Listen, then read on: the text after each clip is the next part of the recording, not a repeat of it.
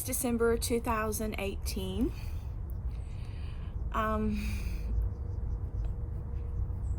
It's a terrifying day because people have been telling me leave my home or die, and that someone I love will die before my cousin Eric was found dead in the code 2 days ago. They're attacking my husband. They're telling me they're going to try to set him up for something and make him an inmate because I won't leave him. And my husband has an impeccable record. Impeccable. Better than anyone I've ever met. Never missed a day of work in 35 years. Never broke the law. And so they showed me a picture of a girl whose throat they cut and murdered. I had posted a model's picture I found Googling the Caribbean when I got a condo there over a year ago to try to escape what's happening to me here. And they wanted to show me. And then they sent another picture just of a cartoon drawing of a throat cut, said throat here. And they said they're the witches of Salem that were never burned and now they're in my town. They say they're skulls. They say they're the Hunt Club. They say they're my neighbors trying to run me off my property. And they said over a year ago, when I had a pretty good mind, if you and your husband don't leave, you both will be driven mad with our weapons locked away, and then we will kill you, Sherry, because we want your land and nothing's going to stop us from taking you down. Well, they kept making my dog scream in pain, attacking her stomach, and sending me cartoon drawings of my dog. And then this morning, I couldn't rest because they were attacking me, so I just stayed up to daylight. And they sent the words paranoia, paranoia, paranoia 3 times and said, leave your husband, leave the country. We want to make you a slave. And they even talk about prostitution. And I said, my husband is the love of my life. I'll never look at anyone else. We have our own home we built. It took us years and years and hard work and sacrifice and suffering. Our house is paid off in full. And we put over $600,000 in this property. The house cost at least $450,000 before it was even finished being built. Then the land was a couple $100,000. That's before we developed it and planted trees and stuff and did different things. This group wants any money they can get, but for years they kept me enslaved at the computer and they kept me writing for free. And they got billions of dollars off stories, ideas, different things. And then after they were done, they said, we're going to build an all-gay world, and you're a Christian, we want to murder you. And they started making my brain permanently impaired. Over a year ago, they had it so impaired from attacking me every day, I would forget to go to the grocery unless someone told me that there's a grocery. Now I forget that I have to do laundry. I forget when to give my dog medicine. No matter if I write it down, then I forget to look at the note. I've put notes on my monitor, gone in and looked below the note, and my mind blocks it out. That's what they're doing to me. But when I woke up today, after they said paranoia, my eyes, I could hardly see from them burning my face and eyes. My back was killing me, and I didn't know if I'd be able to walk. They said they'll cripple me like they crippled my dad because I won't give in to this beast. But I was too scared to open my eyes because of whatever they did to my brain. And I thought, oh my God, all I know is fear.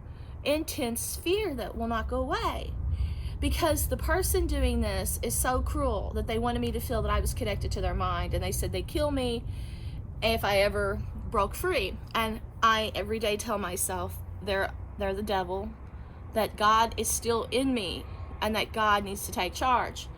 And so look what they're doing to me. But the good part about them making me this petrified today, thinking, I'm going to just be a vegetable, unable to do anything because my brain's not working right and this fear won't leave. The good thing is I feel they're evil and all I relate it to is pain and terror. So if they are consuming me, I know there's a God in me that's right now just making that sun shine so bright that I will cling to, because we can do good or evil. And there's no one that has the power to make us only serve one side except for God. And I feel like, they took my life away at a young age. They met me when I was 29 or 30. And they just tried to seize control of me through armies and weapons. And they just tried to use my soul and spirit, but make me their possession, as if I sure had no, I had an identity they tried to wipe out, but they didn't want me to be Sherry's property. They wanted me to just give it to these monsters and make me like a human doll they could control and speak to with their mind weapons. And I was too naive. I was too sweet and innocent at the time. I was too giving. I didn't have a clue what witchcraft was. And then when they sent me that picture yesterday of that girl with her throat cut, and the pictures of me with my face in a flame that they photoshopped with voodoo relics, that let me know what they had been leading me up to from the very first day they sent me to my writers' conference. But they just didn't anticipate God was going to help me. And they've attacked my poor father, and they're just trying to hurt. They killed my relative, and they're making threats to try to control Sherry. They said I have power. They said even this beast has taken me over. If you look in my eyes, if there's something inside of me, it's still not me. It's something invading, but it's probably the sick thing that tries to make me think that we're connected. Anything I think that's done on this planet by weapons or physical will be annihilated after death, because my soul belongs to God, and that's what God tells me. My soul will go home to Him. So what they want me to do, they said, is fall in love with one of them or willingly sell or give my soul. And you can't. I don't think you can sell it.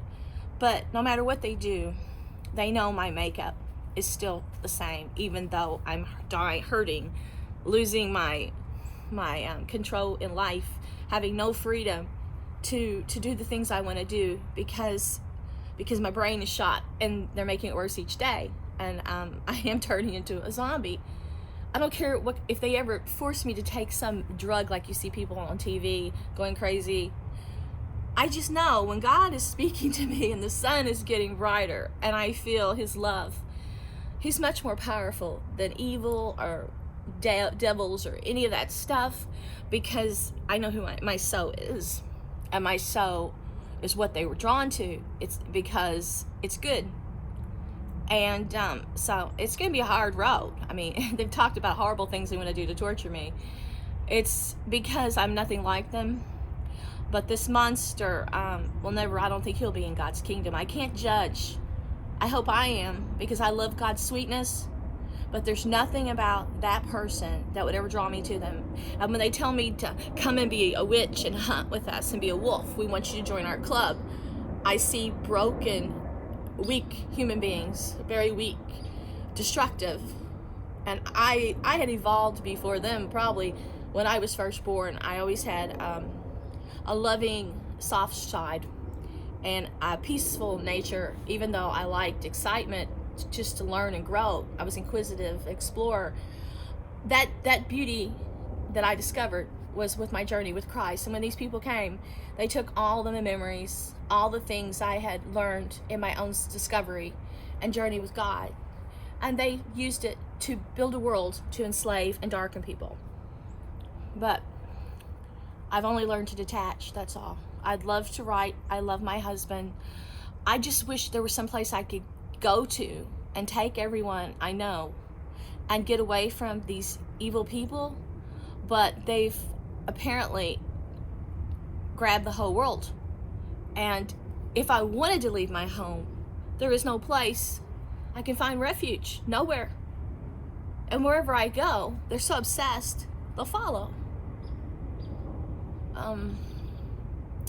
So if anybody knows of a place, please let me know, a place where Satan worshipers aren't, or armies that want to take everything that you've worked hard for your whole life. I'm 53. Don't talk to me about new relationships with men. I have my husband. My youth is gone. I have a man who loves me, that I love dearly. I don't care what you think about it. It's not your judgment call. I'm not your possession. I never was. I was just kind. And I will not willingly serve the beast.